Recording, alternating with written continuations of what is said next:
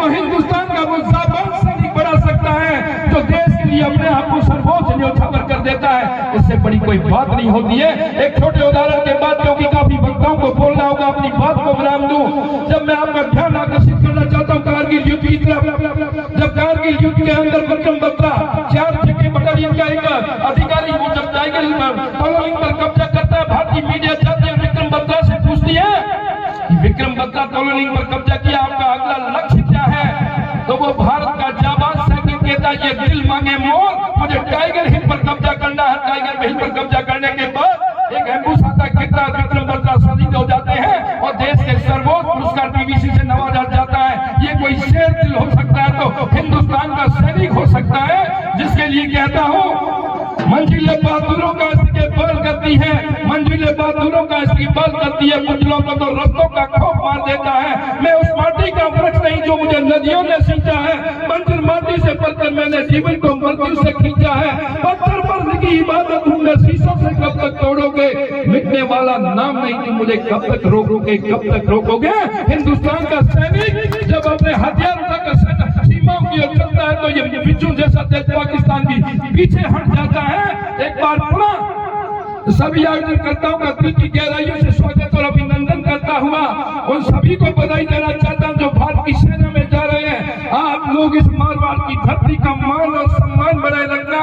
जब भी हम कभी जाए तो सीना ठोकर और गर्व से कहें कि मेजर एकेडमी का निकला हुआ स्टूडेंट सीमाओं पर धूम मचा रहा है। ये सब कहने का मौका कर देना। उस समय हम लोग इस समय साफा पहनने नहीं आएंगे, सर झुकाकर आपका अभिनंदन करने आएंगे। एक बार पुनः जो भर्ती में विफल हुए उनके लिए कहना चाहता हूँ, कभी हताश मत होना, कभी निराश मत होना, बुलंद हौसलों के साथ आगे बढ़ना। कामयाबी आपके कदमों को झूमेगी, कामयाबी आपके कदमों को झूमेगी, इसमें कोई दो राय नहीं। यूं जमीन पर बैठ कर यूं आसमान को देखता है, अपनी पंखों को खोल जमाना उड़ान देखता है। लहरों की फितरत होती है शोर मचाने की, मंजिलें उनको मिलती है जो नजरों में तूफान देखता है, जो नजरों में तूफान देखता है। एक बार पुनः आप सबका स्वागत, अभिनंदन इन्हीं शब्दों के साथ। जय हिंद, वंदे मातरम। आयोजित मेजर डिफेंस एकेडमी बाड़मेर के सम्मान समारोह और स्नेह मिलन कार्यक्रम में आप सबका दिल की गहराइयों से हार्दिक स्वागत, आपका हार्दिक अभिनंदन करता हूं। मंच पर विराजमान आज के कार्यक्रम के मुख्य अतिथि राजस्थानी नहीं हिंदुस्तान की हुकूमत में मारवाड़ की आवाज बनकर हम सबकी आवाज को बुलंद करने वाले, जब जब इस मारवाड़ पर कोई संकट आया तो अग्रिम पंक्ति में खड़े रहकर के हिंदुस्तान की हुकूमत ने हमारी आवाज को बुलंद किया। किसानों के मसीहा और जैसलमेर बाड़मेर के पूर्व सांसद आदरणीय कर्नल सोनाराम जी, सम्मानित अतिथिगण, पितातुल्य बुजुर्गों, मातृशक्ति के रूप में विराजमान मेरी माताएं और बहनें, जिनके लिए कहा जाता है ये फूल नहीं सिंगारी है, हिंदुस्तान की नारी है, ये हिंदुस्तान की नारी है। जब जब मातृशक्ति के अस्तित्व पर कहा जाए तो मातृशक्ति ने अपने पुत्रों को पीठ के पीछे बांधकर रणचंडी का विकराल रूप धारण करके अपने अस्तित्व की लाज बचाने का काम किया। ऐसी नारी शक्ति को भी नमन करता हूँ।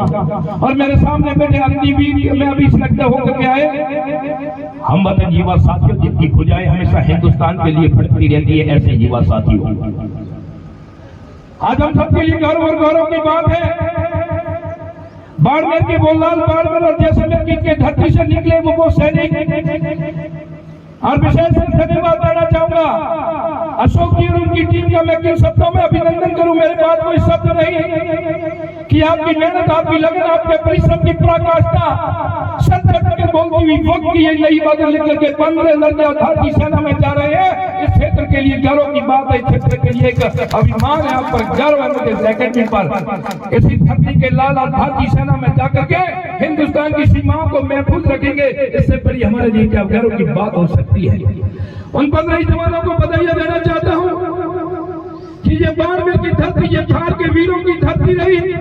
जब जब हिंदुस्तान पर संकट आया तो थार के वीरों ने अपना सर्वोच्च न्यौछावर कर दिया, पर मातृभूमि को हमेशा संकटों से उबार के रखा। ऐसा आपका भी अभिनंदन करता हूं और आपसे भी उम्मीद करता हूं इसी धरती का निकला हुआ वीर देश की सीमाओं को महफूज रखेगा, देश के सीमाओं को हमेशा सुरक्षित रखेगा। मैं आपका ध्यान आकर्षित करना चाहता हूँ महाभारत के उस की ओर, जब भीष्म पितामह कहते हैं होती है और माता के वस्त्रों की रक्षा करना प्रत्येक पुत्र का दायित्व होता है, तो प्रत्येक हिंदुस्तानी का भी दायित्व बनता है कि देश की सीमाओं की रक्षा की जाए। उसी रक्षा के लिए अग्नि के वीर जा रहे हैं। आपको हार्टली सैल्यूट करता हूं। मेरे पास शब्द नहीं, इन शब्दों में मैं आपका अभिनंदन करूं। आपके लिए इतना जरूर कहना चाहता हूं, पसीने की स्याही से जो लिखते हैं अपने इरादों को, पसीने की स्याही से जो लिखते हैं अपने इरादों को, उनके मुकद्दर के सफेद पन्ने कभी कोरे नहीं हुआ करते। उनके मुकद्दर के सफेद पन्ने कभी कोरा नहीं हुआ करता।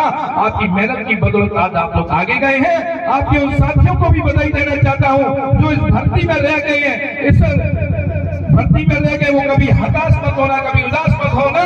रख हौसला, वो मंजिल भी आएगा, प्यासे के पास चलकर समंदर भी आएगा।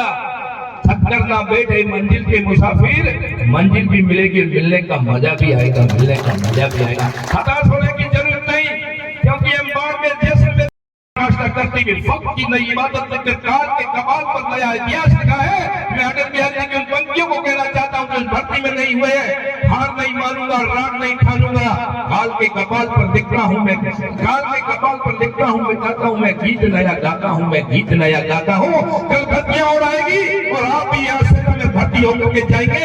हम सबका सदा डरों से फुला देंगे। साथियों, ये बाड़मेर की धरती के युवाओं को कहीं उदाहरण खोल जाने की जरूरत नहीं है। बाड़मेर की धरती ने वो लोग दिए हैं, मैं जिनकी तारीफ करूं तो मेरे पास शब्द नहीं। एक से एक योद्धा यहाँ पर हुए हैं। और ये मारवाड़ की धरती जिसके लिए कहा जाता है बकराया माथा बोलिया हाथों खंडा ले घर पूजा वीर नारिया नित्यावटिया, धरती राजस्थान की, ये धरती राजस्थान की है। यहाँ पर एक से एक योद्धा पैदा हुए हैं और बाड़मेर जैसे के युवाओं को कहीं जाने की जरूरत नहीं है। मैं आपको नौकरियों की ओर ध्यान आकर्षित करना चाहता हूँ। तो हम बाड़मेर की धरती में कैसे भूल सकते हैं जी संग्राम जी को, कैसे भूल सकते हैं जोगाराम जी को, कैसे भूल सकते हैं युवा है जगदीश बंधुओं को, जो आपके लिए एक उदाहरण है, आपके लिए एक चुनौती, उनको आदर्श मानकर चलोगे तो आप हमेशा अपने रास्तों पर सक्षम हो जाओगे। जब मैं आपका ध्यान आकर्षित करना चाहता हूँ राजनीति के क्षेत्र में, तो हम कैसे भूल सकते हैं पूज्यतम सिंह जी को, कैसे भूल सकते हैं आपके बीच में बहुत बड़ा बाड़मेर को कर्म भूमि मानकर काम किया, 3 बार सांसद और विधायक लेकर के आपके क्षेत्र के विकास करने वाले आदमी सोनाराम जी को हम नहीं भूल सकते। जब बात भामाशाह की आती है, हम कैसे भूल सकते हैं स्वर्गीय तन सिंह जी को, नवल जी गोदारा जैसे भामाशाह धरती ने दिए हैं। उदाहरणों से पड़ी हुई धरती बाड़मेर के युवाओं को कहीं उदाहरण खोजने जाने की जरूरत नहीं है।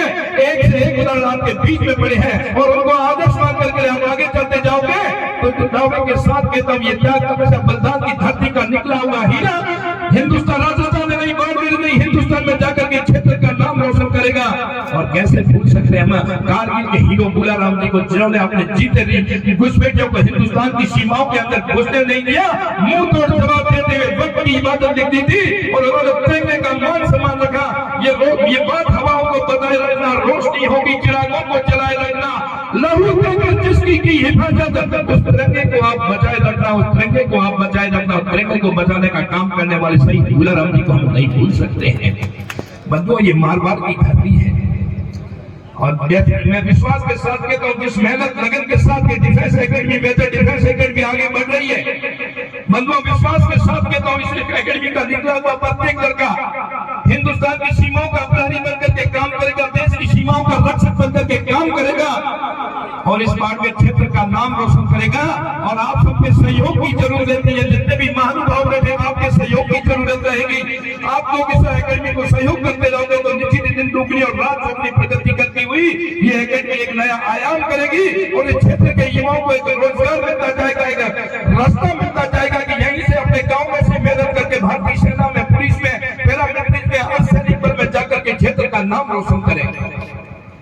साथियों, बाड़मेर जैसे मेरे हिंदुस्तान के सीमाओं का सतर्क प्रहरी कहा जाता है, आज पूरा हिंदुस्तान चैन की नींद सोता है, तो बाड़मेर और जैसलमेर के लोगों के बुलंद इरादों की बदौलत सोता है, जो सीमाओं पर एक सैनिक की तरफ फौलादी राजनीति में खड़ा रहता है। तो हम सबका एक दायित्व बनता है कि हमारे लिए देश पहले, राष्ट्र पहले है, क्योंकि ये देश हमेशा पहचाना गया है और नाचने गाने वालों की बदौलत नहीं पहचाना गया। युवाओं, आपसे कहना चाहता हूँ, भौतिकवाद में रफ्तार, भौतिकवाद में रफ्तार में बहते युवाओं से कहना चाहता हूँ कि आप एक तरफ के बाल करता जो लंबी लंबी दाढ़ियां रखते हो, ये हमारी संस्कृति नहीं कहती है। आपकी जेबों को खंगाला जाता, 15 जेबों की पेटें पहनते और पेटों की जेबों को खंगाला जाता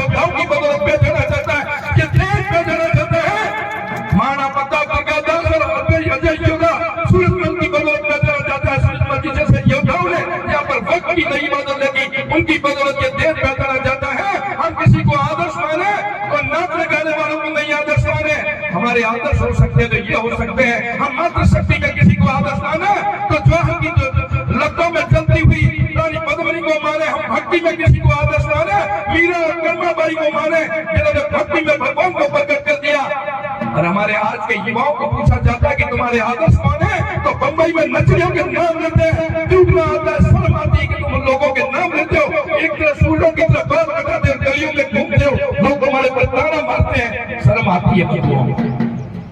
ये हिंदुस्तान की सनातन संस्कृति का देश है, ये स्वामी विवेकानंद जी का देश है। जब वो विश्व के शिखर सम्मेलन में वहां बोलना शुरू हुआ, स्वामी विवेकानंद जी ने अपना उद्बोधन शुरू किया, पूरा विश्व उनके आगे नतमस्तक हुआ। एक अंग्रेज आता है, स्वामी विवेकानंद जी से पूछता है कि आपकी पगड़ी देसी, आपका कुर्ता देसी, आपकी धोती देसी, और आपके जूते जो पहने हुए अंग्रेजी हुकूमत की चमड़ी के पहने हुए हैं। तो वो स्वामी विवेकानंद जी उस समय कहते हैं कि अंग्रेज मेरे जहन पर कपड़े हैं वो पूरे हिंदुस्तानी है, पर मेरे जूतों के नीचे में दूसरे गोरों को रख रहा हूं, मेरे पाँव है वो तुम लोग हो। ऐसे कोई योद्धा होगा तो स्वामी विवेकानंद जी हुए। जब वो वापिस आते हैं कांडा पोर्ट पर, उनके स्वागत के लिए लोग जाते हैं, तो वो कहते हैं कि आप मुझे छुइए मत, मैं पाखंडियों की धरती से आया, मुझे हिंदुस्तान की धरती के रजोकरण से स्नान करने दो, भारती की इस धूल को मुझे मेरे शरीर पर लगाने दो। और स्वामी विवेकानंद जी जाते हैं, उस धूल को अपने शरीर पर लगाते हैं, उसके बाद कहते हैं आप मुझे छुओ, मैं पवित्र हो गया, ये हिंदुस्तान की धरती जहाँ सोना उगता है। सैनिक के लिए एक ही बात होती है, सैनिक अपना मान सम्मान बढ़ा करके लगता है, जिसके लिए कहा जाता है